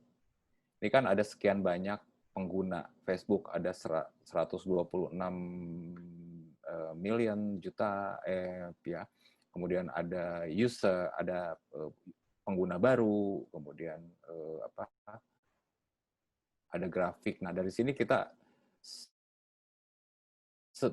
kalau kita mau, ini kita ambil contoh Facebook misalnya. Kalau kita mau menggunakan Facebook sebagai saluran pemasaran, pertanyaannya adalah apakah Facebook cukup cocok dengan konsumen, dengan segmen pelanggan kita? Apakah cocok dengan konsumen yang mau kita kejar? Pertama yang harus kita lihat adalah siapa pengguna Facebook, dan itu ada datanya. Kalau ternyata pengguna Facebook cocok dengan konsumen kita, maka kita akan lebih baik kita menggunakan Facebook. Kalau konsumennya cocok dengan konsumen yang mau kita kejar. Nah, Facebook, Instagram, dan lain-lain itu berbeda. Facebook misalnya dengan Pinterest misalnya, atau dengan Instagram, itu punya karakter yang berbeda. Penggunanya juga berbeda. Usia penggunanya berbeda. Mayoritas penggunanya berbeda. Cara komunikasinya berbeda. Jadi kalau ditanya apa yang pertama harus saya lakukan, kita harus mengenali platform yang kita pakai. Kalau tadi misalnya Bu Yeni menggunakan Shopee, maka yang pertama harus diketahui adalah Shopee ini penggunanya siapa saja. Biasanya di belakang, di dashboard, di tokonya itu kan ada grafik-grafiknya. Coba dilihat, dibuka di bagian, kalau kita login ke toko Shopee atau ke Tokopedia, coba perhatikan mana yang berapa banyak orang yang berkunjung dan seterusnya. Nah, kemudian kalau kita sudah ternyata katakanlah misalnya kok di Shopee saya sepi gitu ya. Bagaimana caranya supaya orang mau datang ke toko saya di Shopee atau di Tokopedia? Yang harus dilakukan adalah yang paling mudah untuk bukan yang paling mudah, yang paling instan untuk dilakukan kan pasang iklan atau bayar ke Shopee-nya atau Tokopedia-nya supaya toko kita kalau dalam pencarian itu lebih dulu muncul. Bisa bayar iklan. Nah, nanti dari situ yang harus kita pikirkan, iklan mana nih yang paling tepat untuk produk saya? Apakah saya beriklan di Facebook atau saya beriklan di Instagram? Mana yang paling cocok? Nah, untuk tahu kita harus mengenali siapa sih pengguna Facebook, siapa pengguna Instagram, berapa usianya, dan itu Facebook ada datanya kalau kita buka data analitik tadi yang ada di Facebook. Nah, kalau kita sudah, jadi sebelum beriklan jangan mengeluarkan uang terlebih dahulu untuk beriklan, tapi pastikan dulu saya mau beriklan di mana yang paling tepat. Apakah saya akan beriklan di Shopee sendiri atau di marketplace yang saya gunakan, atau saya akan beriklan di media sosial. Nanti di media sosialnya pun kita pilih juga mana media sosial yang cocok untuk jenis usaha saya, untuk iklan perusahaan saya. Itu harus diperhatikan. Apakah kita mau, karena kalau dari data yang dari kebiasaan orang, minggu kemarin sempat saya singgung bahwa orang terbanyak untuk mengenali satu perusahaan baru itu taunya dari Google, dari search engine. Nah, berarti kalau kita melihat bahwa orang lebih banyak menggunakan search engine untuk mencari barang, berarti kita bisa menggunakan mengoptimisasi pencarian. Nah, itu bisa beriklan lewat Google. Katakanlah misalnya kalau produk kita adalah baju anak. Ketika orang menuliskan baju anak di Google, itu marketplace atau toko kita paling muncul paling atas gitu. Nah, itu bisa dilakukan dengan mengoptimisasi pencariannya, atau kita membayar iklan pada Google supaya nanti perusahaan kita akan nongol paling dulu. Kalau menurut saya Google akan bisa menjadi prioritas kalau kita mau beriklan ya. Dan kita bisa hitung berapa budgetnya gitu disesuaikan dengan kemampuan kita. Karena kebiasaan orang biasanya melakukan pencarian di Google. Misalnya cari sepatu anak warna-warni dengan kata kunci ada sepatu anaknya, misalnya kita jualan sepatu anak itu kalau lewat iklan dia akan mengikuti kata kuncinya. Tapi balik lagi, kalau kita beriklan pun kita harus tetap tahu iklan ini untuk siapa. Kita kan harus tentukan nanti iklan ini supaya dibuka oleh yang umur sekian sampai sekian, tinggal di mana, apakah tinggal di Indonesia atau tinggal atau jangkauannya global. Terus juga kita harus masukkan kata kunci yang cocok dengan merek kita. Apa yang kata kunci yang membuat kalau orang memasukkannya ke Google kita muncul. Dan itu sangat tergantung dari kata kunci yang kita masukkan. Balik lagi, sebelum kita bisa beriklan dengan tepat, kita juga harus pikirkan kita mau menawarkan apa. Kalau kita misalnya tadi menawarkan baju anak, apa sih yang relevan, yang terkoneksi dengan baju anak, ya itulah kata kunci yang harus kita masukkan. Karena Google tidak bisa melakukan apa-apa tanpa ada input dari kita yang mau beriklan. Kurang lebih itu, Bu Yeni. Tapi yang bisa mulai untuk melakukan bisa dimulai dengan mempelajari beberapa perangkat yang bisa kita gunakan untuk melakukan analisis terhadap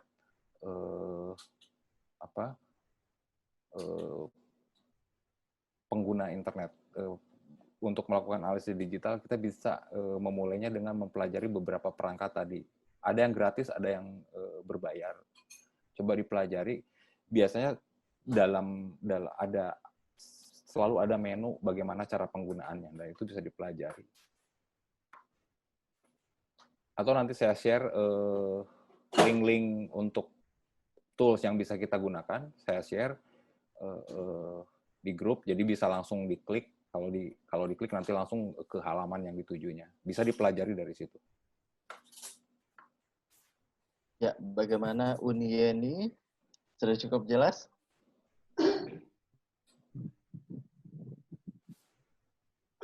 Banyak belajar mengenai digital ini. Digital, dan terima kasih juga ke Pak Sadikin. Semoga nanti link yang diberikan beliau itu menambah nanti apa-apa produk, apa yang dibicarakan hari ini bisa menambah nanti untuk perusahaan atau usaha saya nanti. Fitri, tolong cek nak. Oke, baik. Terima kasih kembali Uni, semoga sukses selalu ya. Semoga jalan dan setelah ini semoga ada ibas. Ya, sama-sama. Ya, kita lanjut Mas ke pertanyaan berikutnya. Ini ada tanggapan dari Mas Deden Tektona. Tadi Mas Adikit menyampaikan bahwasanya jangan terlalu menggebu-gebu untuk berpromosi. Nah, maksudnya bagaimana? Sementara promosi itu sangat diperlukan oleh kita saat sekarang ini. Mungkin sedikit ada penjelasan lebih lanjut lagi, Mas. Oke. Silakan, Mas. Berpromosi dalam arti gini. Berpromosi dalam arti, kalau dulu kan ada istilah yang namanya jualan kecap gitu ya. Kecap saya nomor satu gitu, disodor-sodorin produk. Yang kata kuncinya adalah bahwa saya ingin kalaupun kita melakukan pemasaran, pemasarannya yang lebih sesuai dengan situasi dan kondisi saat ini. Tadi saya menggambarkan bahwa orang sekarang ini berada dalam satu kondisi yang sebelumnya tidak pernah dialami gitu ya. Orang di rumah terus itu mengalami ada banyak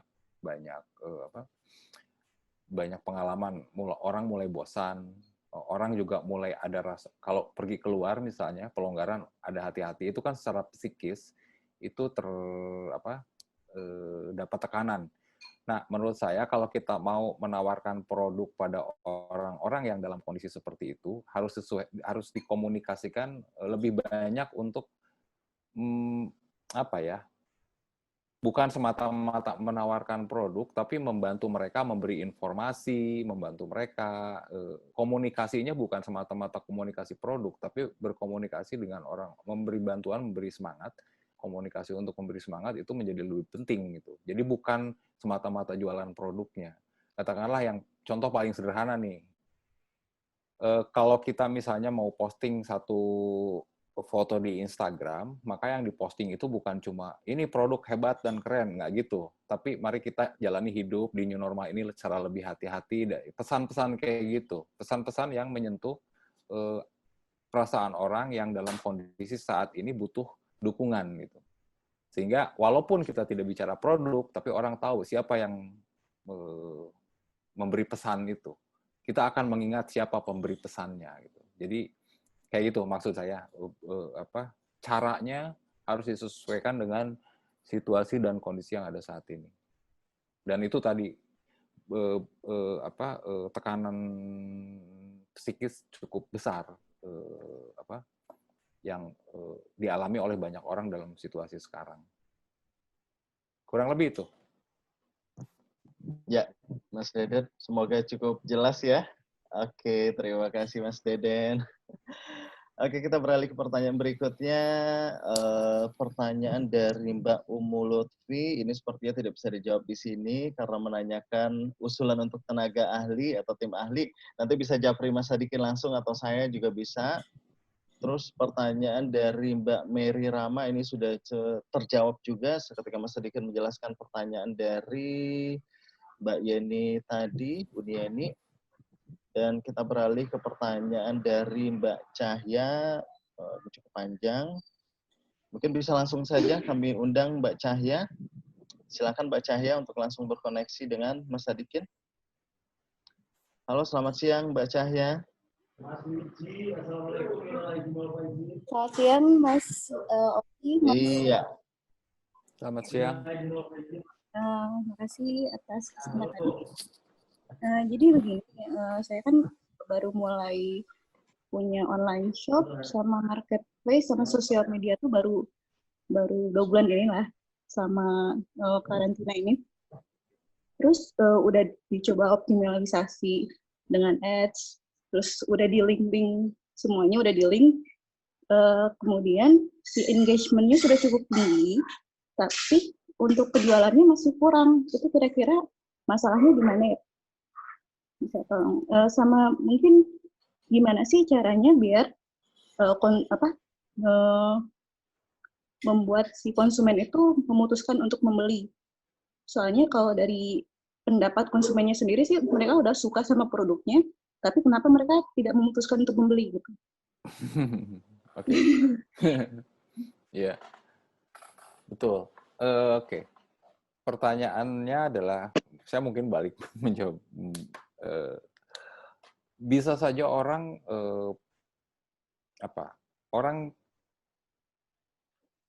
bisa saja tertarik dengan produk kita. Pertanyaannya kan, kenapa mereka tidak beli? Bisa ada 2 kemungkinan. Orang mungkin sebatas menyukai, tapi keputusan membeli itu kan keputusan yang lain. Ada banyak faktor yang membuat orang bisa membeli. Keputusan untuk membeli itu tidak, orang suka belum tentu dia memutuskan langsung untuk membeli. Ada banyak pertimbangan. Nah ini pertimbangan-pertimbangan kenapa orang mau beli itulah yang harus kita perhatikan. Dan apakah yang mengatakan bahwa tertarik dengan produk itu memang konsumen yang kita harapkan. Karena ada banyak misalnya orang suka barang sesuatu tapi daya belinya tidak mendukung untuk itu. Atau ada yang daya belinya mendukung tapi mungkin ada faktor lain yang membuat dia tidak memutuskan. Karena misalnya dalam kondisi sekarang orang masih sangat berhitung alokasi keuangan. Contoh misalnya kita menghadapi sekarang PSBB mau dilonggarkan. Orang bisa saja berpikir, oke, saya mulai bisa menerima gaji penuh misalnya, karena sudah bisa lagi berkantor. Tapi kan orang tidak bisa memastikan apakah ini akan lanjut terus atau tidak. Pemerintah sendiri sudah memberikan satu sinyal bahwa kalau terjadi lagi peningkatan angka yang positif COVID, itu bisa terjadi lagi lockdown kan, jadi serba tidak pasti. Nah, dalam kondisi seperti ini orang sangat berhitung untuk mengalokasikan uang di luar kebutuhan dasar, di luar kebutuhan primer. Karena orang belum juga ada kepastian. Orang-orang yang dirumahkan misalnya sekarang sudah mulai bekerja, tapi dia tidak punya kepastian apakah 2 bulan kemudian akan seperti itu atau justru lockdown PSBB lagi karena ada peningkatan yang tertular, itu tidak tahu. Nah, itu yang justru yang mesti kita tahu adalah sebetulnya apa yang mereka harapkan. Kalau Mbak Cahaya tadi misalnya pernah nggak ditanya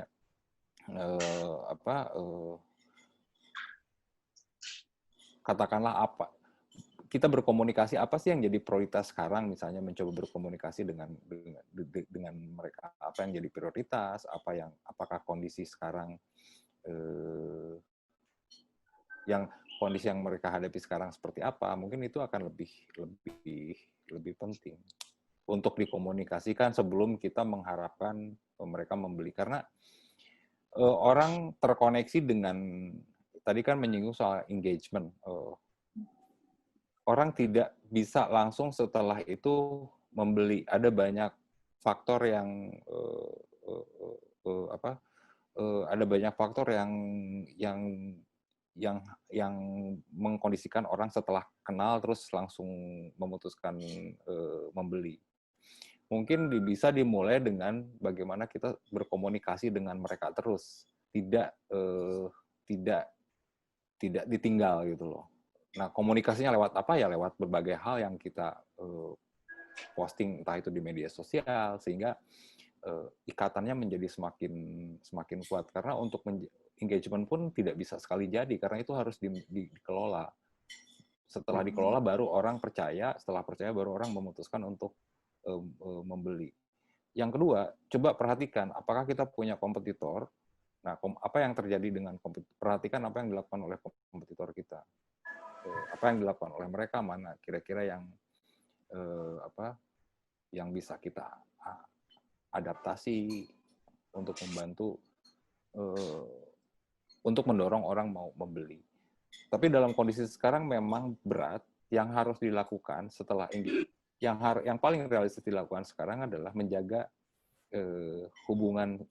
menjaga erat terus hubungan dengan pelanggan, karena situasinya sekarang serba tidak pasti. Gitu.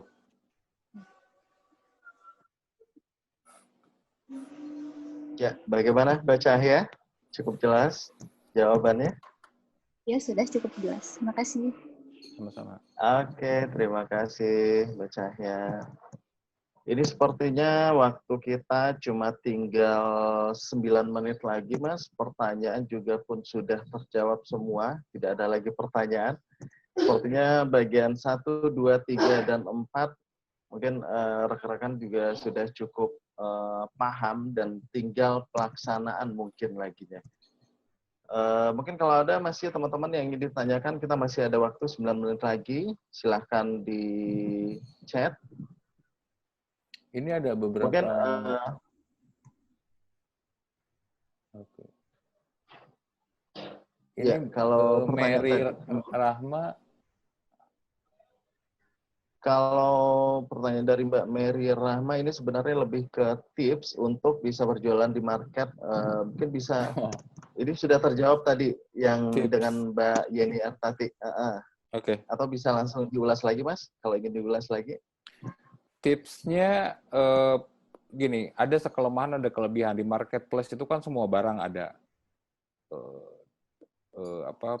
Walaupun dikategorisasi, itu semua orang datang ke situ gitu. Jadi apapun yang nyari barang di situ ada kelebihan, ada kekurangannya.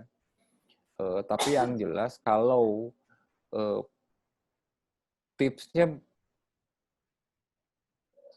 agar bisa berjualan di marketplace itu tuh maksudnya gimana ya? Tips apakah cara berjualannya atau gimana ya? Mungkin bisa langsung saja kita undang biar lebih jelasnya Mbak Rama. Ya, silakan Mbak. Apakah masih ada Mbak Berry Rama di sini? Halo, Mbak Mary Oh, Rama. oke. Ini mungkin sudah mencoba di marketplace, tapi Ya, kurang benar.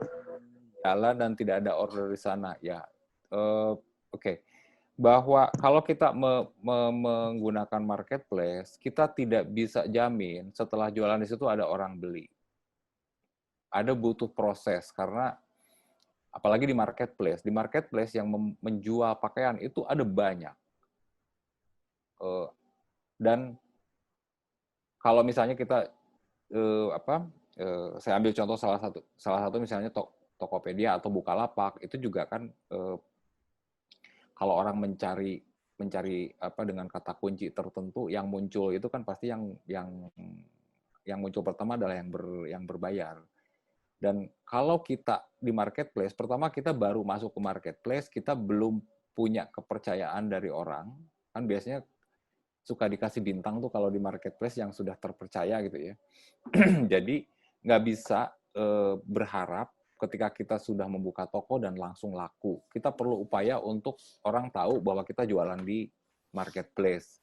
Berarti kan harus selalu menginformasikan keberadaan marketplace kita, juga mengelolanya juga harus baik. Kalau misalnya kita jual pakaian, ya paling tidak kita bisa memulainya dengan membuat foto produk yang baik untuk ditampilkan di marketplace, membuat deskripsi yang jelas, informasi yang jelas, karena beda dengan di toko. Kalau di toko orang kan ketika ketemu satu produk, orang bisa bertanya tentang produknya. Nah, tapi kalau di marketplace atau di website, orang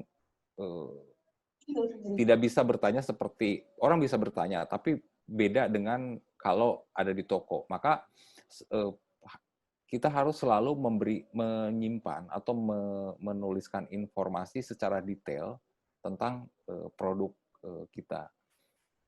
Nah, kalau pengelolaan tokonya sudah cukup baik, memenuhi satu standar, dilihat dari standar deskripsi produk, di standar dari fotonya, baru kita coba komunikasikan itu kepada konsumen kita. Komunikasikan keberadaan toko. Jadi di tahap awal kita bisa bilang, saya punya toko di marketplace gitu. Orang tahu, ya tentu tidak langsung membeli. Orang akan melihat dulu, mempelajari dulu, karena keputusan itu banyak aspek banyak aspek yang dibutuhkan orang membuat keputusan untuk membeli satu barang.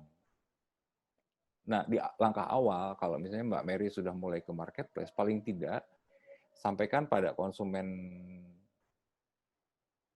atau kepada pelanggan yang ada bahwa sekarang sudah bisa membeli produknya di marketplace. Itu untuk konsumen yang sudah memang konsumen kita ya. Nah, untuk konsumen yang lebih luas, kita harus menggunakan saluran lain sehingga informasi itu akan tersampaikan pada masyarakat yang lebih luas. Kalau tadi menggunakan ads, ads Facebook atau ads, ada banyak ads yang kita bisa menggunakan itu untuk orang mau mendatangi toko kita. Tapi di langkah awal mendatangi saja udah bagus. Jadi setelah mendatangi tidak bisa langsung berharap membeli. Seperti orang sebelum mengatakan saya suka seseorang, tentu kan harus kenal dulu, harus saling berkomunikasi, baru setelah itu memutuskan saya suka Anda misalnya gitu. Kan ya, seperti orang pendekatan lah. Orang ini kan kalau bisnis itu, kalau kita misalnya pendekatan pada seseorang, kita selalu cari cara bagaimana pendekatan dengan orang yang bersangkutan. Nah, ini di bisnis pun begitu. Setelah terkoneksi dengan orang yang kita tuju, baru kita berkomunikasi. Setelah itu baru kita menyatakan sesuatu pada dia. Nggak bisa langsung ketemu, nyatakan terus jadian. Ceritanya nggak seperti itu gitu loh. Pasti harus ada kesan pertamanya seperti apa, sehingga mereka harus terus berkomunikasi. Setelah itu baru mengatakan, oh saya suka kamu, dan ya terjadilah satu hubungan. Analoginya seperti itu. Antara perusahaan atau brand dengan konsumen. Butuh proses. Yang penting dilakukan adalah setelah kita terkoneksi dengan konsumen, kita harus jaga terus komunikasi. Kita harus jaga terus hubungan itu lewat satu komunikasi yang continue, nggak bisa dilepaskan. Kurang lebih itu. Iya, semoga bisa menjawab ya, Mbak Mary. Oke, terima kasih Mas Sadikin katanya sudah di chat. Ya, terima kasih kembali Mbak Mary. Dan ini ada 2 pertanyaan terakhir, Mas. Sebelum kita berakhir sesi ini, saya langsung bacakan saja kedua-duanya. Yang pertama dari Mbak Wida Leksono. Pertanyaannya adalah, sebagai pemula sama-sama mulai membangun usaha di kanal digital, sebaiknya membangun di marketplace atau kita membangun dari sosmed kita sendiri atau membuat website. Nah, yang kedua itu dari Mbak Anindya. Jika customer kita berada di dalam dan luar negeri, bagaimana dengan penyampaian konten web dan sosmed? Saat ini saya dan tim memakai 2 bahasa. Ya, mungkin bisa langsung dijawab, Mas. Oke, dari Mbak Anindya dulu ya. Sebaiknya menggunakan 2 bahasa kalau konsumennya ada di luar. Kalau konsumennya tidak mengerti bahasa Indonesia gitu ya. Sebaiknya menggunakan 2 bahasa, jangan 1 bahasa. Kan banyak brand kita hanya menggunakan 1 bahasa. Sebaiknya kalau kita mau memperluas memperluas jangkauan, ya berarti harus menggunakan bahasa yang cukup dipahami. Kalau pasarnya dalam negeri, sebagian besar penggunanya adalah orang dalam negeri, maka bahasa Indonesia menjadi penting. Tapi kalau kita adalah capaiannya untuk masyarakat di luar yang tidak mengerti bahasa Indonesia, sebaiknya menggunakan 2 bahasa. Itu karena kalau secara sistem kan, kalau website misalnya itu bisa diganti. Kita tinggal pilih mau pakai bahasa apa, itu sistemnya sudah memungkinkan untuk itu. Nah, terus pertanyaan dari Mbak Wida, apakah kita membangun marketplace atau kita membangun sosmed kita sendiri? Marketplace dan sosmed dan website itu punya fungsi yang berbeda. Jadi kalau saya menyarankan, kalau tujuannya adalah bukan cuma untuk pemasaran, tapi juga untuk branding, memiliki website sendiri itu menjadi penting. Kenapa? Karena itu langkah yang paling bisa dilakukan untuk mulai membangun kepercayaan orang. Kita punya website sendiri, kita bisa menjelaskan brand kita seperti apa, koleksinya seperti apa, seperti yang kita sempat bahas di awal, di bagian 1. Untuk membangun kepercayaan bisa dimulai dari situ. Dari website yang kita kelola sendiri. Nah, marketplace itu bisa digunakan memang untuk transaksi penjualan barang. Nanti marketplace dengan website kita kan bisa dikoneksikan. Seperti yang pernah saya bikin demonya, katalognya ditaruh di website kita, tapi kalau orang mau beli, itu di-link ke marketplace. Jadi klik nanti orang tersambung ke marketplace. Nah, media sosial itu adalah jembatan antara konsumen dengan kita.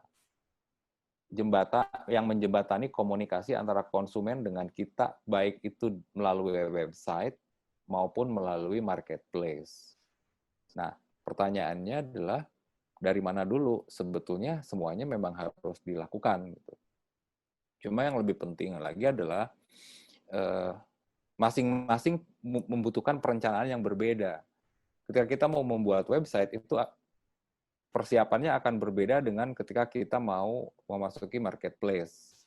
Cara mengkomunikasikan, cara berkomunikasi lewat website tentu akan berbeda dengan cara berkomunikasi lewat media sosial. Begitupun dengan marketplace. Praktis kalau marketplace kan hanya menampilkan produk. Tapi kalau media sosial itu berfungsi untuk kita berkomunikasi dengan konsumen. Nah, website itu fungsinya adalah untuk memberikan informasi tentang brand kita dan tentang produk kita.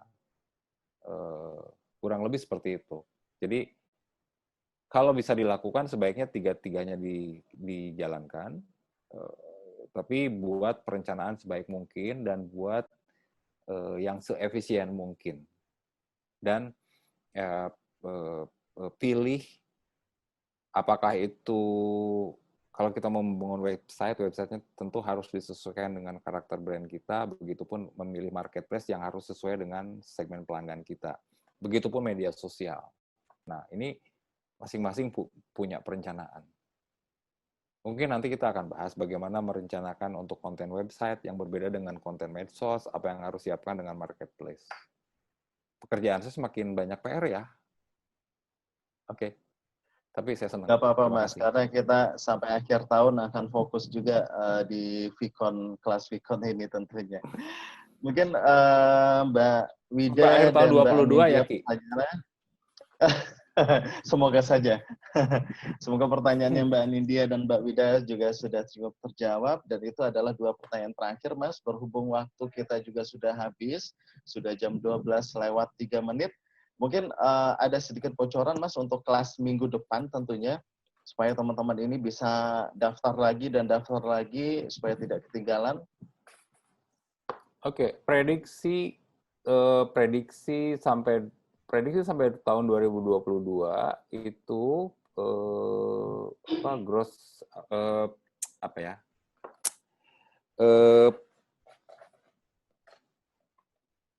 ekonomi pendapatan setiap negara itu 60% pendapatan negara itu dari transformasi digital. Jadi ke depan perputaran ekonomi, perputaran uang itu akan lebih banyak di saluran digital. Lebih dari 50% pendapatan setiap negara di tahun 2022. Itu prediksi yang dibuat tahun 2019. Nah, kalau kita melihat COVID, ini kan terjadi percepatan yang tadinya contoh misalnya contoh dari teman-teman UKM yang tadinya nggak ke online tiba-tiba sekarang ke online kan itu dengan COVID ini akan dipercepat terjadi percepatan di pemanfaatan teknologi digital. Nah, ke depan kita bagaimana merespon itu sih? Bagaimana merespon apa yang harus dihadapi oleh UKM? Mungkin nanti saya akan mengulas satu hasil penelitian, tantangan UKM menghadapi transformasi digital. Apa yang menjadi hambatan, apa yang akan menjadi apa tantangannya, apa hambatannya, bagaimana kita menghadapi itu. Itu salah satu yang akan kita bahas di seri-seri berikutnya. Bagian dari bagaimana kita menghadapi new normal. Ini kan new normal ini kan yang paling menonjol, yang akan berdampak terhadap kawan-kawan di bisnis fashion adalah perubahan pola konsumsi, kemudian kebutuhan untuk masuk ke saluran digital. Dua hal itu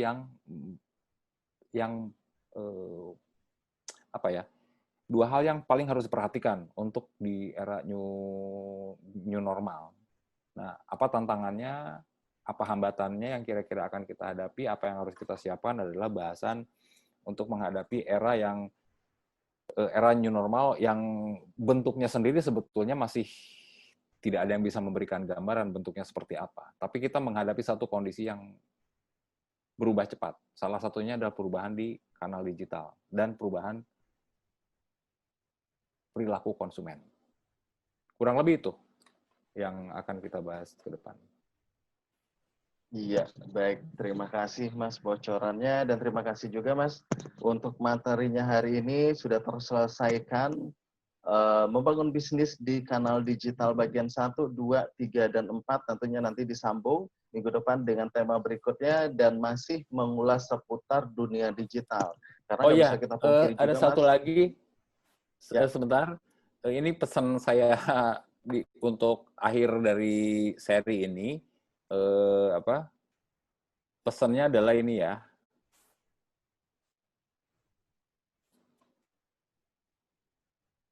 Oke, jadi teknologi itu adalah alat bantu. Semuanya bisnis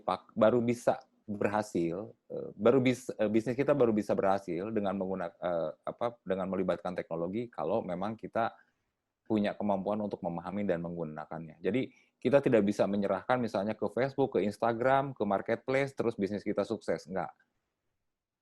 Sangat tergantung sampai di mana kita memahami itu dan menggunakannya. Jadi teknologi hanyalah alat bantu. Mobil sebagus apapun kalau tidak di starter ya nggak akan maju. Kalau nggak ada pengemudinya nggak akan maju. Kurang lebih gitulah. Ini pesan untuk seri akhir dari seri bisnis di kanal digital. Gitu, Ki. Makasih. Iya, terima kasih Mas. Sangat menarik sekali karena memang bagaimanapun kalau kita mau bawa mobil, kalau mobil tidak ada sopir, kita sendiri juga tidak bisa mengendarai, ya terpaksa mendorong mobil sendiri ya Mas. Kalau mendorong mobil sendiri tentu untuk sampai kepada tujuan yang akan dituju akan butuh waktu yang cukup lama. Nah, sepertinya ke depan akan tambah menarik. Tentunya kita masih seputar dunia digital karena berdasarkan hasil survei juga dampak yang sangat dirasakan oleh UMKM ini, terutama untuk ke depan tantangannya adalah pemasaran dan tentunya pasti akan berubah ke dunia digital, dan yang kedua adalah permodalan. Nah, tidak lupa kami akan ingatkan juga kepada teman-teman yang sudah bergabung hari ini, terima kasih banyak kami ucapkan, dan juga kepada Mas Sadikin materinya, dan kepada teman-teman yang baru bergabung hari ini dan tidak bergabung pada sebelumnya, seperti biasa, kegiatan ini akan kita record dan akan kita tayangkan di YouTube channelnya Smesco Indonesia. Jadi teman-teman yang tidak mengikuti bagian 1, 2, dan 3, itu bisa langsung tonton saja di YouTube channel Smesco Indonesia. Dan tentunya jangan lupa subscribe agar bisa mengetahui info-info terupdate tentang kelas klinik Smesco Spark ini tentunya. Dan ini tidak dilaksanakan hanya di bidang fashion saja, tetapi juga ada di bidang lainnya seperti craft, kuliner, online marketing, dan juga ada pajak pembiayaan, dan juga ada business development. Nah, untuk lebih mengetahui informasi-informasi kelasnya bisa juga diupdate di IG-nya Smesco Indonesia. Nah, seperti biasa, sebelum kita tutup, kami informasikan bahwasanya nanti setelah berakhirnya kelas ini, kami akan share email lagi kepada teman-teman untuk tanggapan dari kelas ini. Nah, tujuannya nanti untuk kita review kira-kira ke depan kita akan membawakan kelas apa dan apa yang patut tema yang akan diangkat sesuai dengan usulan-usulan yang diberikan oleh teman-teman ya. Begitu ya Mas Sadikin ya? Ya. Mungkin nanti laporan hasil surveinya akan coba dibagi juga. Jadi ada yang mau diterbitkan itu ada 2. Mungkin nanti hasil dari survei sama cuma prosesnya belum selesai adalah nanti akan ada semacam dokumen ya. Jadi bisnis fashion di era new normal, nanti saya sedang membuat satu panduan untuk pelaku UKM di sektor fashion menghadapi new normal. Nah, panduan inilah yang akan kita bahas prosesi nanti mulai di minggu depan. Kita masih harus bikin risetnya dulu soalnya sebelum bisa dipublikasikan. Iya, sepertinya PSBB ini sangat berdampak sekali bagi Mas Sadikin. Akhirnya setiap hari kerja dan kerja sampai 2022 ya Mas ya, untuk siap membantu bersama UKM. Sabtu Minggu terima kasih tidur banyak jam 4. Mas Sadikin ya. Sabtu Minggu tidur jam 4, jam 2. Tidak apa-apa Mas. Oke, selain lagi terima kasih Mas Sadikin, terima kasih buat teman-teman semua, tetap sehat selalu, jaga kesehatan, dan sampai jumpa pada kelas-kelas berikutnya. Dan saya mohon maaf juga ada kesalahan selama 2 jam selama 6 menit, rekan-rekan semua. Dan sampai jumpa di minggu kelas berikutnya. Terima kasih. Assalamualaikum warahmatullahi wabarakatuh. Sampai jumpa semuanya. Dan salam Pancasila, karena hari ini hari lahir Pancasila.